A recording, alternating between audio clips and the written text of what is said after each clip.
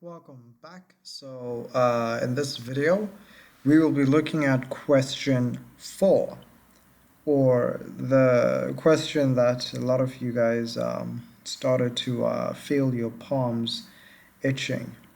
So, question 4 was a bit of a tricky one, but if you thought about it and you knew your stuff, I believe that you could have gotten something out of question 4. But even if your program did not run, or even if your program did not output exactly what they wanted you to output, you are still going to get at least more than 50% for the marks allocated to this particular question, because when they are marking the paper, they do not look at the final output and then see if the final output is exactly the same as the sample output that they initially had. They mark your program, or they mark your code. So if they sort of wanted you to declare certain variables, then you would have, gotten a mark for declaring certain variables. If they wanted you to declare an array, then you would have gotten a mark for declaring an array. If they wanted you to output something, then you would have probably gotten a mark for outputting something. So it kind of works in that way where there are those small, marks that you would have sort of bagged, if you had just done exactly what they just asked you to do, without you having to, do a lot of thinking to, then display the hard things that they would have expected you to display. So what we're going to start by doing is I'm going to start at the top. So we have our variables. I have highest 1, highest 2, highest 3, and then array marks. So in question 4, just to recap, what question 4 was, or what question 4 was asking us to do, is they asked us to have an array of 10 marks, right?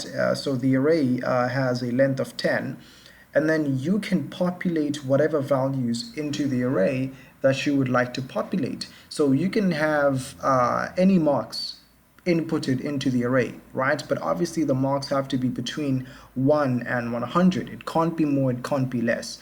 So you did that, and then you had to then display all of the elements in the array into one line, and then you had to then display the top 3 highest results, the top 3 highest marks. So that's what they asked you to do. So the question itself is pretty straightforward and simple, but the implementation maybe not so simple.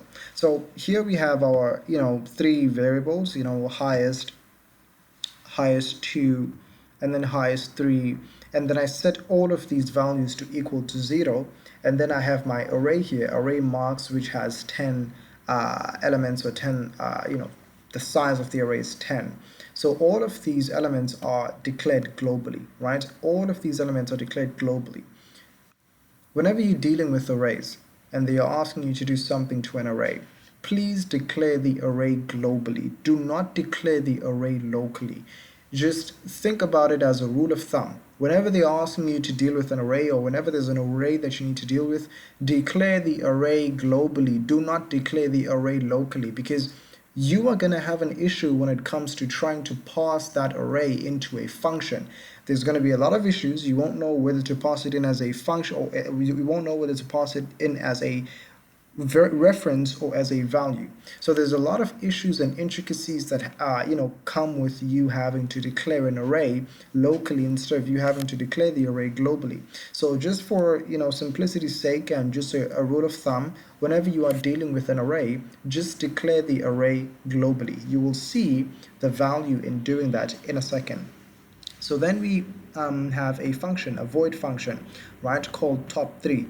I think that was the name that you had to give to your function. And the function, what it had to do is, if I'm not mistaken, the function had to, I think it had to return the top 3 highest values, right? Not too sure if the function had to do that, but I think that's what I did, right? And I think that's what they would have also expected you to do, to use a function, because if you had not used a function to get the top 3 values, then your program would have honestly looked a bit untidy.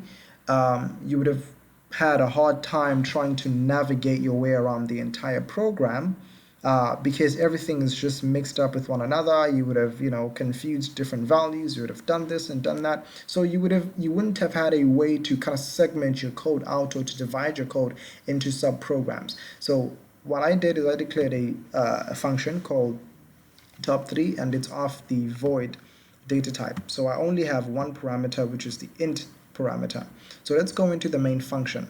So in the main function, I have a count variable, size, and then test marks, right?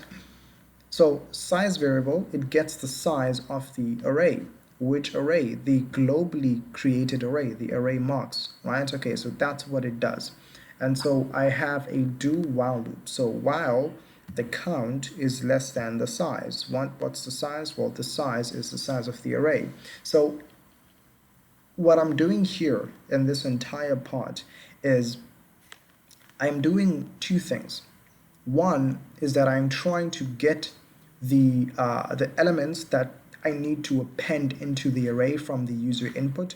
Now, you didn't have to do this, but I just wanted to do it because I can. It's one of those things where you just do it because you can. You didn't have to do it. You could have manually inputted those values into the array, because the whole point of you having to input a bunch of values into the array, or you being able to input your own marks into the array marks thingy, is that it was for testing purposes, so that you can test to see if your program actually runs. So, you didn't have to create a while loop and then have to get the user input and then have to then take the user input and display all of those values into the array.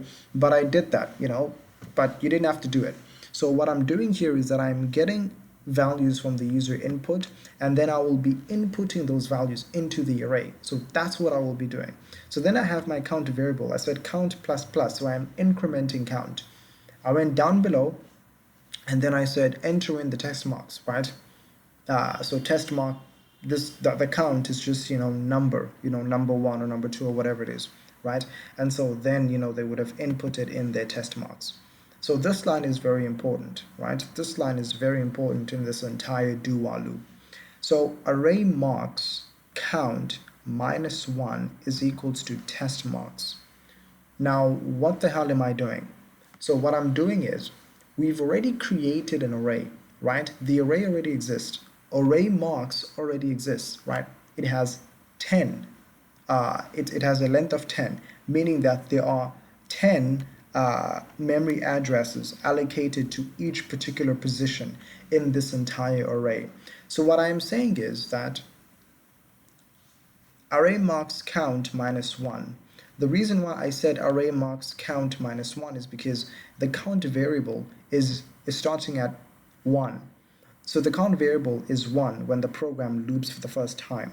But 1 is number 2, or is position 2 in our array. But I want it to start at the first position. The first position is 0, which is why I said count minus 1. So you can think of count minus 1 as me saying 0. So array marks at the index 0, it's the first element. So the first element should then be equal to test marks, right? So test marks is going to be the first value that the user is going to input. It's going to loop again because the count is not yet, or the count is still less than the size of the array. It's going to loop again. It's going to ask me, enter in test mark number 2. So then you enter in the second test mark, and now it's going to be 2 minus 1. So now we're looking at the first position, right? The first position is more like the second position in our way of counting. So then the second position is now equals to test marks, right? So that's how you can think of populating values into the array using a while loop. So then we had to do this. We had to say welcome to CH Abula School, and then all marks in the array, and then you had to display all of the marks which are stored in the array. So the huge benefit of you doing this, it's because first of all, your array is declared globally. So I can have access to the array here. I can also have access to the array here, right? I can change values into the array or add values into the array without having to affect the state of the array without having to affect the data type of the array. So yeah, that's what happens, right? When you declare it globally, your array is accessed anywhere from the entire program, right?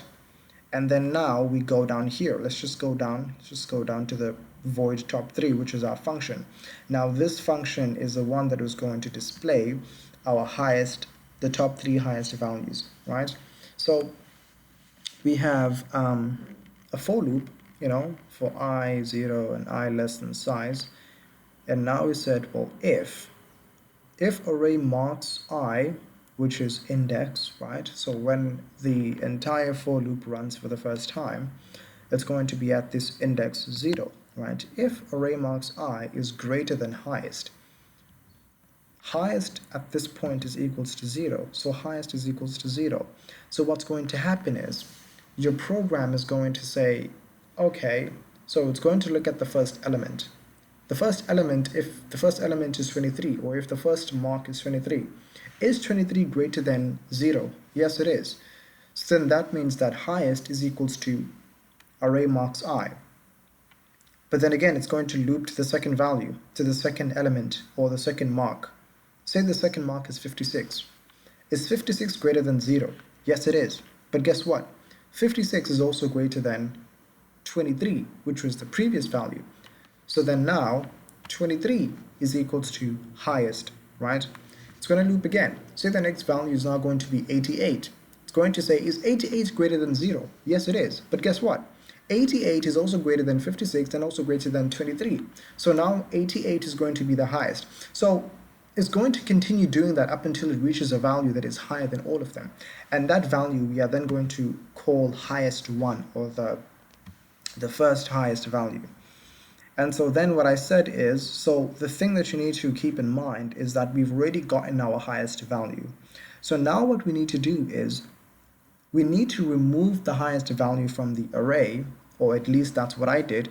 You need to remove the highest mark in the array and then do the whole process over again. Because if we have already removed the highest value into the array, now we are looking at other values in the array that exclude the highest value. Because if you are going to then try to find the highest value in the array using the method that I was using, it's still going to return you to the same value, right? So you would have had to then remove that value that is larger than all of them to then do the whole process again. But by you removing that value, you are not deleting it from the array. You are just setting its value to 0. You are setting it to its default value, which is 0. So now that particular value is 0. So if the highest value that we had in the array was 88, we are now setting that value to equal to 0. And say the second highest value, or the values that are now remaining, say our highest one is now, say, 76. So that is now going to be our second highest value, right? So that's how this whole thing kind of works. So when I said continue, that's me basically, saying that it should be equal to 0, or setting that particular element to its default value. And so I did that for all of the remaining elements up until we got our third highest value. And so we then outputted all of these values in our function. So when we go up here, when we display our array, our original array, and then we come down here and say, well, the top 3 marks are, and then we have top 3 size. So size is now our argument, but here size was our parameter. So size, and so let's just run that program.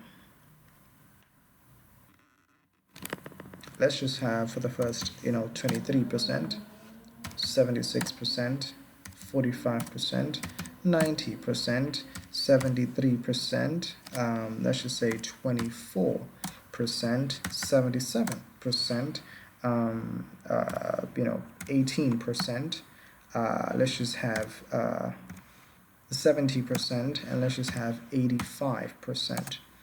Welcome to CR Chabula School. All marks in the array are 23, and now it's displaying all of the marks that we have into the array. And then it also says the top 3 marks are 90, 85, and then 70. And I'm pretty sure that this is the output that you should have had, right? Maybe not the enter in test mark 1 or enter in test mark 2, but this part going down, right? This part, welcome to CHWL school, all the marks in the area are this, the top 3 marks are this. You should have had something that looks like this. But then again, if you didn't have something that looks like that in your output, it's totally fine because you would have already gotten some of the marks for, say, having a function, declaring your highest, your second highest, and your third highest variables, and then also declaring your array marks, right? You would have gotten those marks. But the more deeper we're going to go into programming, you're going to realize that they're not going to be giving you marks for declaring variables. They just would not really care. So you would have gotten those marks, but yeah, that's how you would have done question 4.